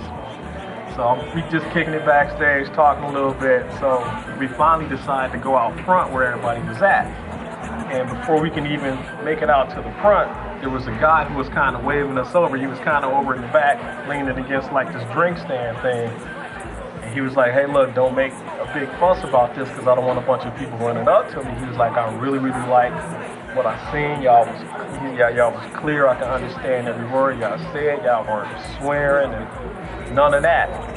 He says, I can do something with y'all. I got a lot of connections, you know, out in Hollywood. You know, let me get y'all name and number and I'm going to be calling y'all. So this was before we even went and talked to our family, you know. So we gave dude a number. Here we on cloud nine at this point. We had no idea, you know, we was finna do some of the things that we had done. And that was that. 4 weeks later, phone rang, and within 2 weeks we was out in Cali cutting the record. Come to find out, the guy who actually seen us at Afrofest was best friends with Stevie Wonder's personal physician. I think to this day, we call the guy Doc. I don't even know his real name, but at the time he was trying to start up an independent label called Lala Records. And he was the one who actually flew us out to LA, and that's when we actually found out who was all behind it. And he was explaining, yeah, I'm Stevie Wonder's personal physician. He's actually a gynecologist who delivered all of Stevie Wonder's kids, and he was like, you know, Alvin was telling me all about y'all. I'm going strictly off of his word. I got this label I'm trying to start up. Y'all my first artist. You know, I know Stevie. He can let me record this whole thing in his studio. Kicked around some people who he was actually trying to get to produce us. And I don't even know how Doc knew Almighty KG from the Cold Crush Brothers, but this was like a week after we were out there. All of a sudden, he flies these three guys out. And we went to the music store. We bought SB12s, keyboards. We all went back to his house down in the basement, hooked everything up, and we just started banging out tracks. And you know, again, 2 weeks after being out there, the whole We Are Two-Tone album was done. That's when it all started happening for us. You know, our name started getting out around the city. You know, we opening up for a lot of, you know, people coming to town and doing shows here, doing shows there. Everybody knew us by then, so I guess we kind of local celebs by then, but just waiting on something bigger to happen, and you know, kind of never did, obviously, but that's kind of the story of Two-Tone. You know? I was 15, 16 years old. Rap DJ name back then was DJ Mac. It was myself, my cousin Lavelle. I was DJ Mac. He was called Mac Mix, and together we were called the Mac and Mixers. Get it? DJ Mac, Mac Mix, Mac and Mixers. This was like we were just like 83, 84, 85, somewhere around that time.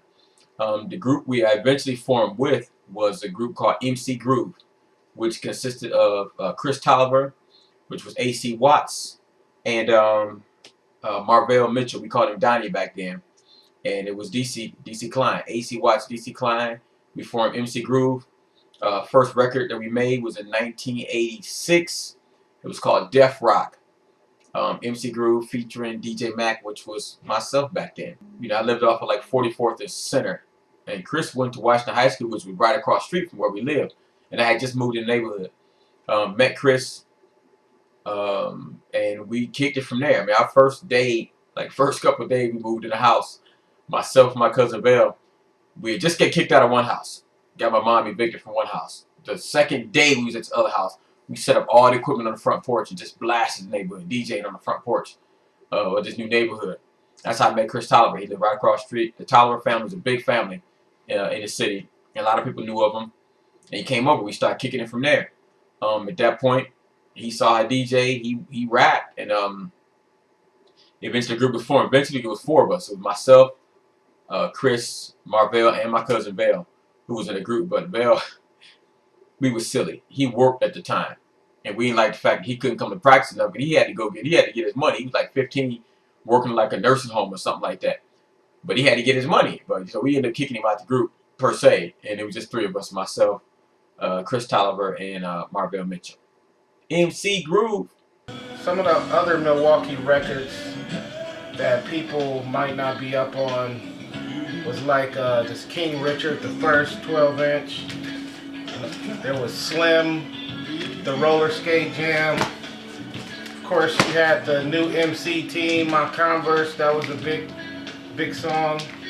But the joint, the crazy joint was MC Groove, Death Rock. I remember when my buddy Norman first brought this record to us. He used to DJ for us, and he got this record at this spot called The Hole in the Wall. It's this little Jamaican spot over off of Titonia, right over in that strip mall where Dick's Music is.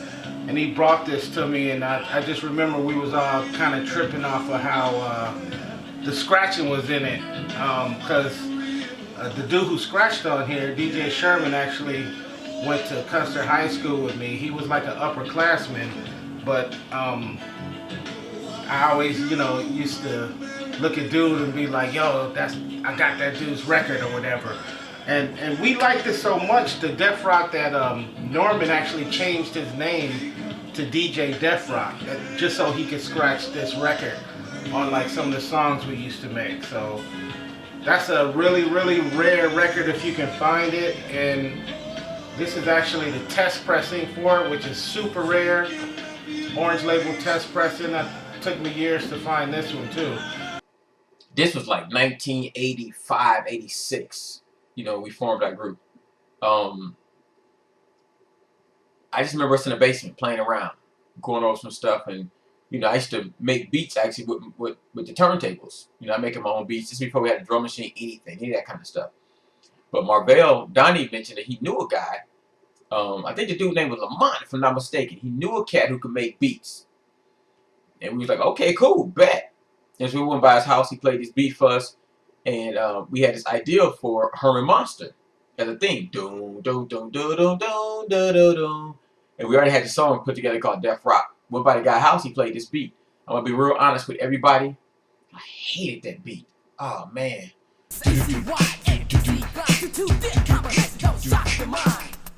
Hate the beat. Hated it.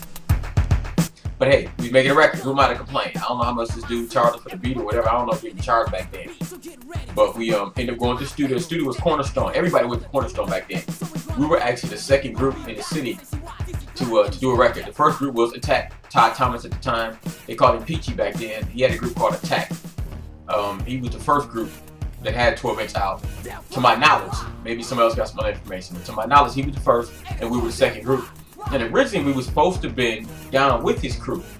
At the time, it was Attack. He had some other guys, Beatty, and some other people he worked with, DJ Blade. And I remember we went by his house once. He stayed in his house up on like 90-something Burleigh, whatever. Back then, we considered it rich. Going up that far of Burleigh was like, man. Went to his house, was in his basement talking to him. I never forget his mom came downstairs. And he said, hey, Mom, this is my new group. This is my new group right here, MC Groove. And we looked around each other like, man, we ain't your group. We just came by here to see, how you get down. And so what we did, on one of the records that he had, we found out actually where he got his records to press stuff at. We heard what studio he went to and everything, and we just copied him basically. Archer Records was in Detroit or Michigan, somewhere in Michigan. That printed up our record. And so we went to the studio, did what we had to do. I know a long story behind that. Did what we had to do, and laid the track down and sent it off to Cornerstone. The design for the first label came from all of us. Cold Crush, I think Chris drew that out. Cold words back then, Cold and Crush. And he made the decal, the logo thing. We actually sent out our record to, we used to go on all my records I had, we'd go and find out what label we liked, and we'd write down the address to these labels, these companies. And we actually sent our record to all these companies to, you name it, Def Jam, Jive, I forgot all of them. We sent a bunch of them out. And we actually got replies from Luke Skywalker, Uncle Luke. He contacted us and wanted to sign us at the time. Warlock Records, if you remember, Warlock Records had the Skinny Boys back then, which was a hot record back then. And then Boogie Down Productions actually wanted to hire us. And we was probably most excited about Boogie Down Productions. They contacted us, sent us out a contract. Everybody was excited we got the contract. Oh man, yeah, we gonna sign, we finna blow up, da-da-da. But I was always kind of level-headed with it. They was ready to sign our dotted line. I said, nah man, we gotta read this stuff over. And like, man, let's sign it, man, we about to pay. So I forced them not to sign it at the time. And I read through it.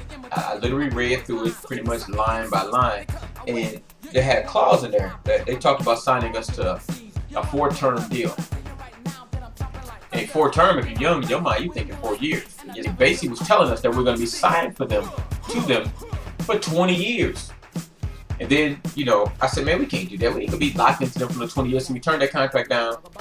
And we just didn't sign. We said, we're going to blow this thing up on our own. And come to find out a little bit later, we heard the problem that KRS-One had with Boogie Down Productions. And that was history. So we kind of glad we didn't sign into that. We just kind of pushed our record. Chicago, we did a couple of small tours in the city, and then we started working on our second one. And at the same time, we were throwing parties. We would throw parties to kind of finance what we was doing. We was all young. We didn't have any jobs, so we threw parties. We were promoters. So we throw parties, and we did pretty good throwing parties. You know, we split between the 3 of us, like $1,000 a piece on the weekend. You know, that's pretty good money for 15, 16-year-olds. Just strictly beats. We didn't know too much about keyboards, all that stuff, but we were getting ready to release our second album, which was actually going to be an EP. We had 4 cuts on there. 1 cut we were calling It Gets Better. We had 1 cut called What's Up Y'all?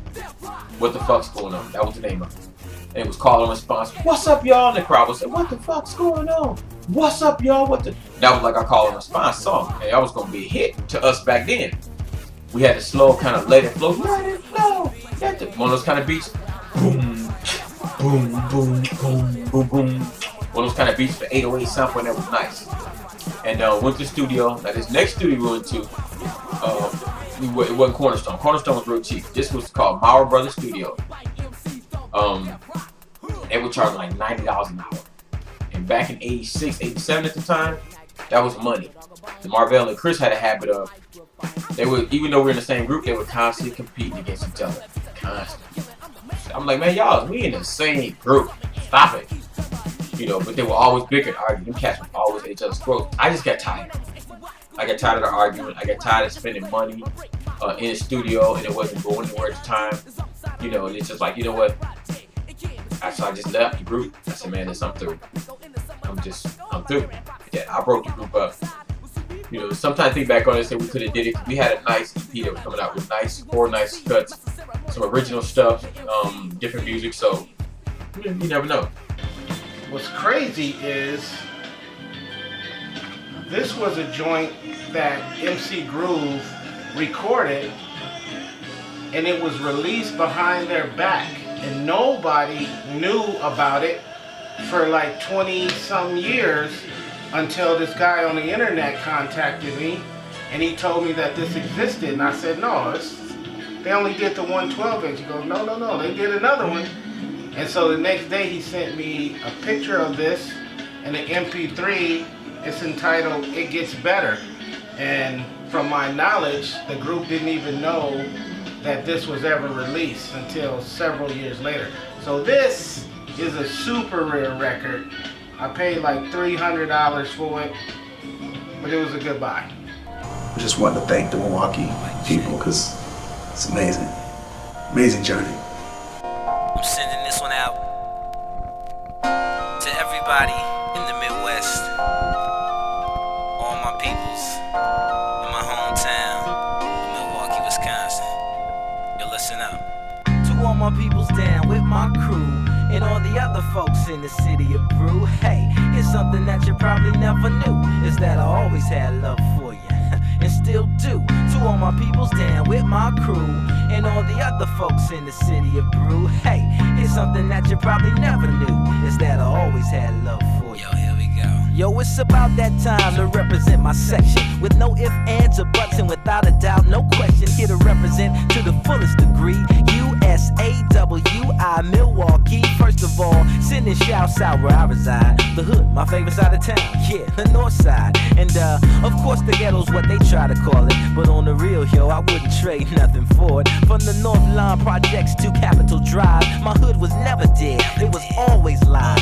Not to say it was the best side, because I still love the lakeside, east side. To all my peoples on the west side and the south side, even though I didn't hang there, I know that you reside there. That's why I'm giving you props anyway, just by taking out the time to say from the heart, baby, yeah. To all my peoples down with my crew and all the other folks in the city of Brew. Hey, here's something that you probably never knew, is that I always had love for you, and still do. To all my peoples down with my crew and all the other folks in the city of Brew. Hey, here's something that you probably never knew, is that I always had love for you.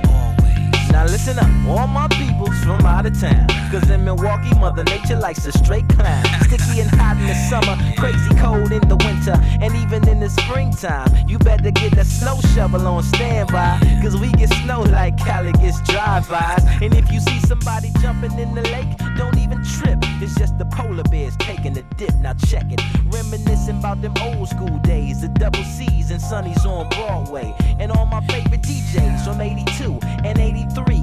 Doc B. Rich, UJ Homer, Blowfresh, GMSC, NOV, MVP. Hey, how y'all doing?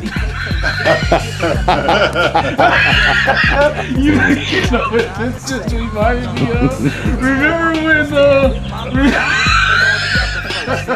Remember when we were on TV, and then it was like two tough Tony was like two young men, and we looked at each other. We were like.